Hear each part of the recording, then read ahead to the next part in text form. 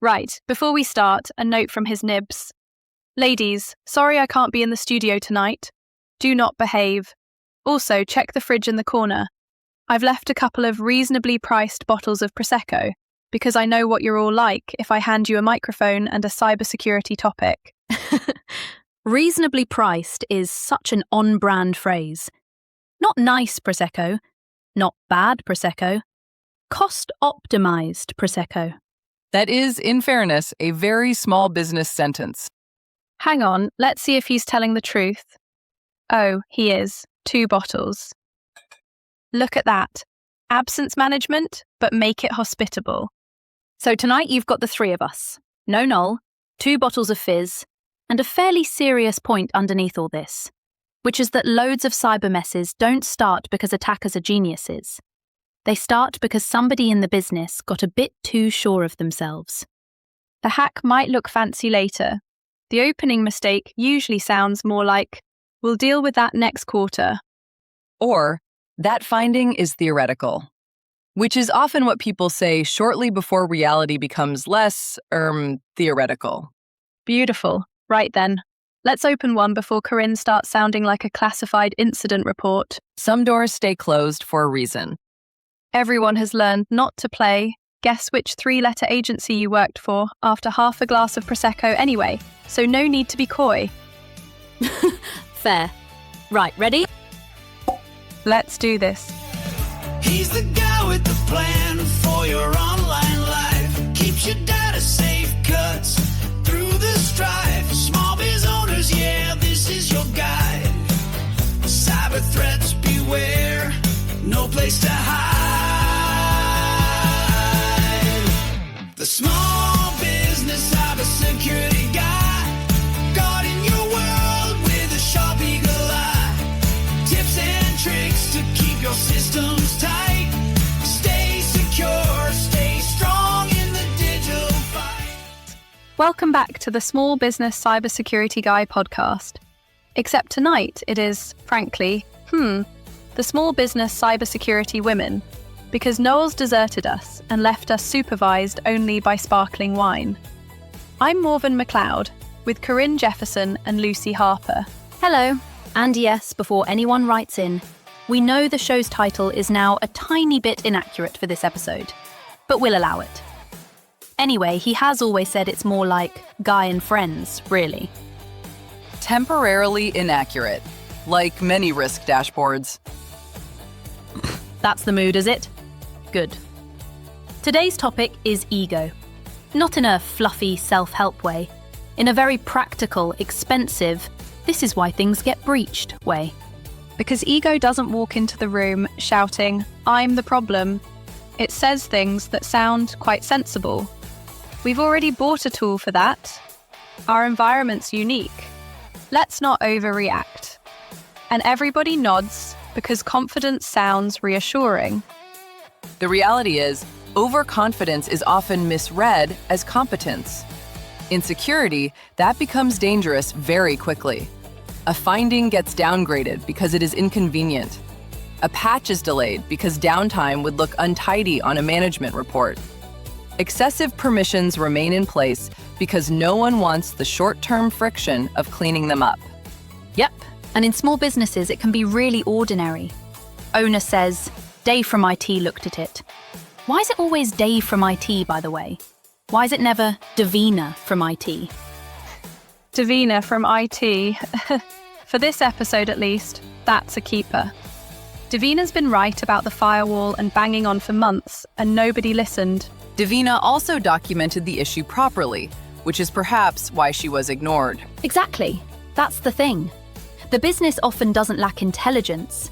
It lacks the ability to hear bad news without getting defensive. So a junior engineer spots something. An MSP flags a risky setup. An office manager says, why does this random app have access to customer files? And instead of curiosity, they get pushback. Or the classic, we'll revisit that next quarter, which is executive for, I hope this problem respects my calendar. Attackers tend not to. So that's where we're going tonight.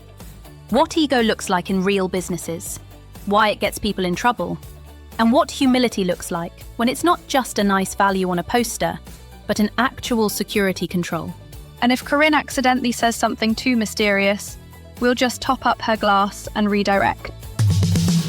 You're listening to the Small Business Cybersecurity Guy. Join the team for an all-new episode every Monday on your favorite podcast platform.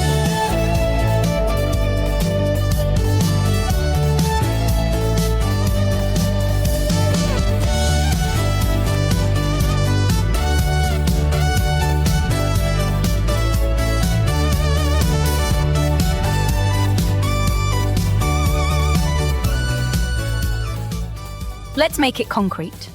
Small business, maybe 30 staff, maybe 200. They know they should patch something, but the system runs invoicing or stock or payroll, so the fix gets kicked down the road. Not because they did a careful risk decision, because downtime feels embarrassing and risk feels abstract. And then you've got accounts with far too much access because tidying commissions is boring. Everyone's an admin because it was quicker that way 3 years ago, and nobody's gone back. From a threat actor's point of view, that combination is extremely attractive. Unpatched infrastructure provides opportunity. Excessive permissions expand blast radius. Exposed credentials, which remain painfully common, reduce the amount of work required. The exploitation phase may look sophisticated later. The entry point often is not. That's such an important bit. Businesses imagine breaches beginning with some movie-style elite hacker thing. Sometimes it's just a password reused somewhere daft, a server that missed updates, and a couple of medium findings that got waved away until someone chained them together. That's the bit people hate hearing. Nobody wants to think the expensive incident started with ordinary housekeeping. But it often does. We should be careful with the word advanced. Many incidents involve patient attackers making very sensible use of familiar weaknesses. Advanced persistent threats are real. Persistent assumptions are also real. And then there is shadow SaaS and all the AI convenience stuff. Staff aren't usually trying to be reckless. They're trying to get work done faster because speed is what gets rewarded. Exactly. Somebody signs up for a new project tool on a company card. Somebody plugs a browser extension into half the workflow. Somebody pastes customer notes into an AI copilot because it helps write emails. No policy, no governance, no proper thought about where the data's gone. I would avoid oversimplifying that as employee irresponsibility. In practical terms, what that means is leadership created incentives for convenience and then appeared surprised when convenience was chosen. Yes, and the technical staff can usually see the gap. That's the grim bit. The owner thinks, we're secure, we've got tools. The person closer to the systems thinks, I have 6 unresolved issues and nobody wants to hear about them. I've seen that so many times. A junior engineer raises something twice, gets told it's theoretical or not a priority, and learns a career lesson. Don't be the awkward one in the meeting. Which is how organizations train people to stay silent until after the incident, when everyone suddenly wishes someone had been less polite. So if this sounds familiar, we're not saying your team is doomed. We're saying attackers are often exploiting very normal weaknesses that have been protected by stubborn stories. Right, before we get too grim, I think this is the moment for bottle 2. Absolutely. We have earned a refill and a pivot to solutions. Pass your glass, Lucy. That is an unusually cheerful sound for a discussion about security culture. It is, but we're going hopeful now. Because humility sounds soft, and it really isn't. Don't leave your business exposed. Hit subscribe and like the show. Stay informed and protected. Small business cybersecurity guy. Security tips you can trust. Subscribe now. Stay secure.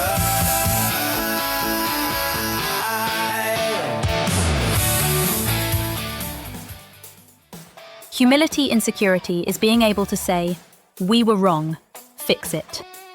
Yes, from an intelligence perspective, humility is not self-doubt. It is accurate threat assessment. You update your view when the evidence changes. You do not protect a narrative just because it was convenient last month. That's lovely. Security as grown-up behavior.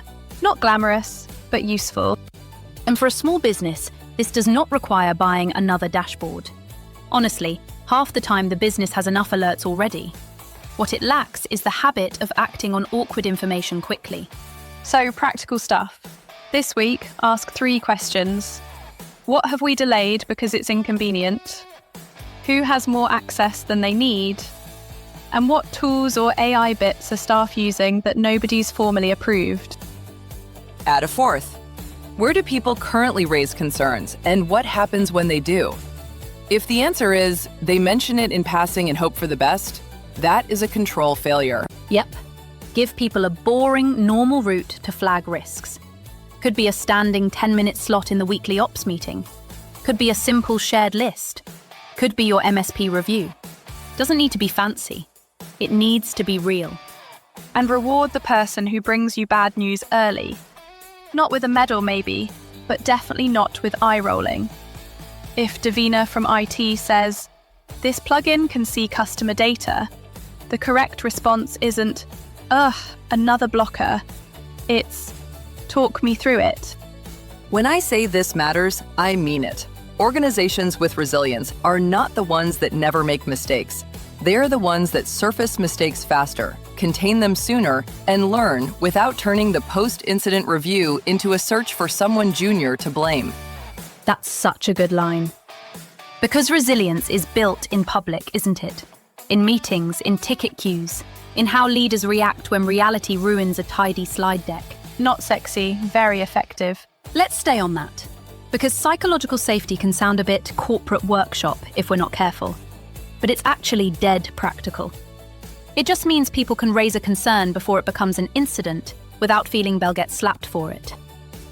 Exactly. In a small business, that might be a junior tech, your outsourced IT person, your finance lead, even the office manager who notices everyone's suddenly using some random AI note taker in meetings. They don't need to be cyber experts to spot something off. And they often see different parts of the problem. The junior engineer notices an unpatched system. The MSP notices repeated exceptions. The office manager notices a change in behavior. Individually, each signal may seem minor. Together, they describe risk. This is where leaders sometimes accidentally sabotage themselves. They say they want transparency, but every time someone brings a problem, they ask who's at fault, how bad it looks, whether it can wait. So people edit themselves. Yup, they learn the room. Do I bring the awkward thing up, or do I preserve the vibe? And because everybody's busy and wants an easy life, the awkward thing loses. Until an attacker chooses otherwise. There she is, half a glass warmer, still terrifying. I love it. My wife says this is my social setting. Your wife is clearly a reliable source. So what does good look like? For me, it's leaders saying, out loud, "I want the bad news early. You will not be punished for being the first person to spot a problem." Then proving it. Mine is smaller and more tactical. In your regular team call, ask, "What's making us uneasy right now?" Not what failed, just what feels off. You'll get much better answers. I would add precision. Separate discomfort from evidence, but do not dismiss either. If someone says, "I cannot yet prove this is an incident, but the pattern concerns me," that is useful reporting. You do not need perfect certainty before you start reducing risk. That is really the whole thing, isn't it? Honest leadership beats performative confidence. Faster learning beats looking polished. Smaller blast radius beats being right in meetings. And for the tiny ferns listening, this is good news. You don't need a giant security department to do this. You need habits, curiosity, a bit less ego, a bit more, right, let's have a look. Want the deep dive? Check the sources, all the details, guides and courses. Hit the blog for scripts and more. The Small Business Cybersecurity Guy.co.uk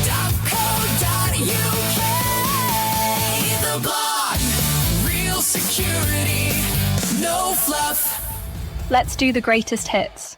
Myth number 1. We've already got a tool for that. That one does my head in. A tool is not the same as a process. Buying MFA is not the same as rolling it out properly. Having endpoint security is not the same as checking what it's screaming about. To be technically precise, tools create capability. They do not guarantee execution. Security maturity is measured less by what you purchased than by what you can verify is actually happening. Beautifully put. Myth 2. Our setup is unique. Every business thinks it's a special snowflake. Some are a bit unusual, sure, but attackers absolutely do not need your environment to be generic in order to exploit exposed credentials, unpatched systems, or users with too much access. From a threat actor's point of view, uniqueness is often irrelevant. They are not trying to admire your architecture. They are looking for a workable path. That's so Corinne. They're not trying to admire your architecture. Get that on a mug or a t-shirt from our merch store, perhaps. Myth 3. That finding is only theoretical. That is frequently shorthand for, we do not wish to allocate resources at this time.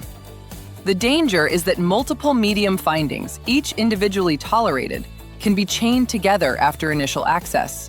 This is not hypothetical. We've seen this play out repeatedly in public reporting. In plain English, a bunch of middling problems can become one very bad day. People love downgrading medium stuff because it feels manageable. Attackers love it too. And then the last story leaders tell themselves is, we feel secure because the dashboard looks calm. Bought confidence, lovely charts, 12 products.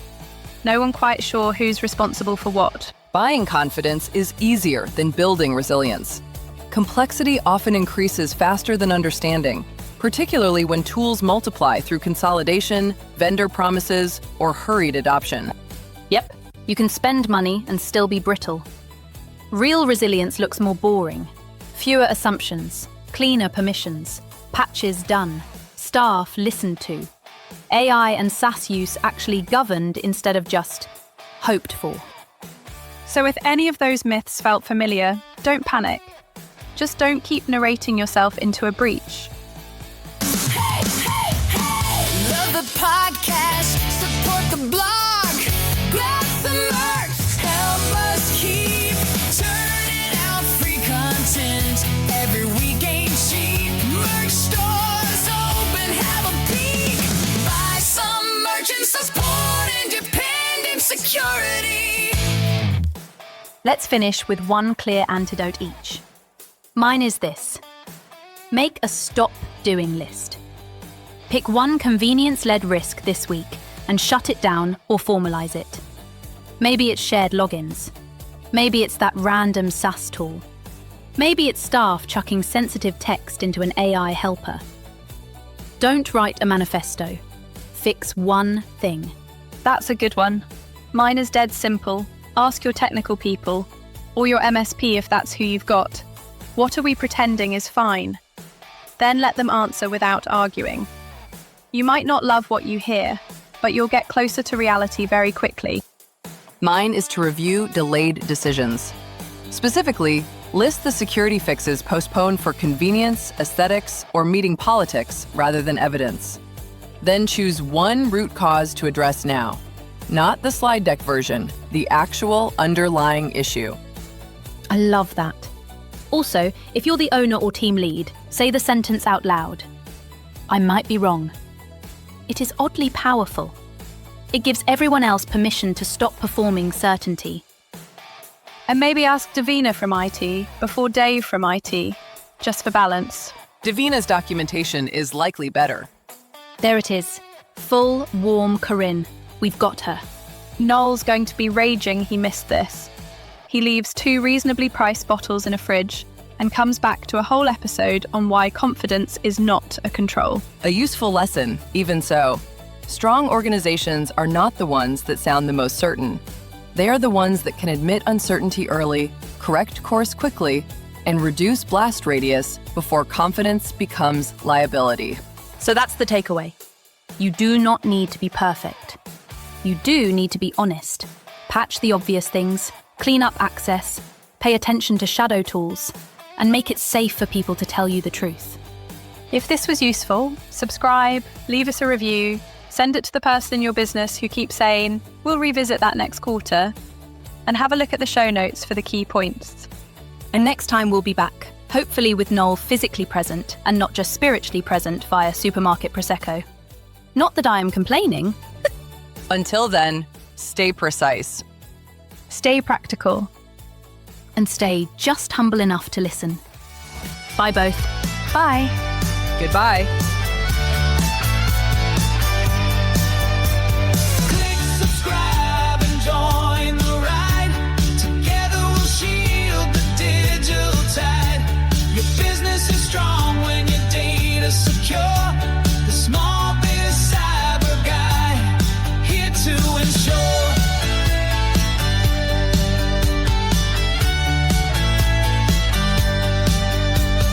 Thanks for listening, we're signing off. Stay cyber safe no matter the cost. The small biz cyber guy says goodbye. Until next time, keep your day